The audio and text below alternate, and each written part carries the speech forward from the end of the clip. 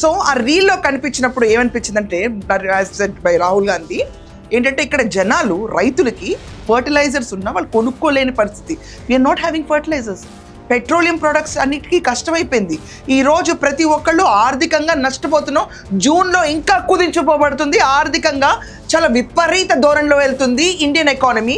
Free fall of rupee అన్నది డిజాస్ట్రస్గా జరుగుతుంది. ఆ టైంలో ప్రతి ఒక్కళ్ళు ఎక్కడా కూడా ట్రావెల్ చేయకూడదని చెప్పి నరేంద్ర మోడీ మాత్రం హ్యాపీగా 5 దేశాల పర్యటన పూర్తి చేసుకున్నారు. అసలు దానిపైన క్వశ్చన్ చేశారు. నిజంగా సగటు భారతీయుడు ఎవడన్నా అడుగుతాడు మమ్మల్ని కుదించుకోమని చెప్పి మీరు తిరగడం ఏంటి అన్న ఒక ప్రశ్న. ఈ ప్రశ్నకి చాలా మంది ఏకీభవిస్తారు, కొంతమంది దేశద్రోహం అంటారు. దేశద్రోహం కాదు, మనదే ఈ దేశం.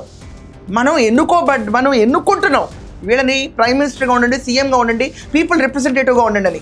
ఎందుచేతన మనం ఎవరికి ఓట్లు వేస్తున్నాం అది మన హక్కు. మన హక్కును ఇంకొకళ్ళు వచ్చి కాలు రాయలేరు. అలాగే వాక్ స్వతంత్రాన్ని కూడా కాలు రాయలేరు.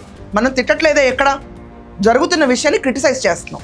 సో నిజంగా ఆయన కూర్చుని మెలోడీతో మెలోడీ చాక్లెట్ ఇచ్చుకుంటే చాలామంది ఇంటర్నెట్లో మోడీ మెలోడీ చాక్లెట్ అనే రీతిలో చాలా స్పెక్యులేషన్స్ చాలా వర్స్ట్గా కూడా రాస్తున్నారు. I'm really sorry for that. But actually ఒక happy moment of reel share చేసుకోవటం, ఇక్కడ మన అందరం కష్టాల్లో మునిగి తేలుతుంటే అంత జోవియస్ మూడ్ రీల్ కరెక్టా?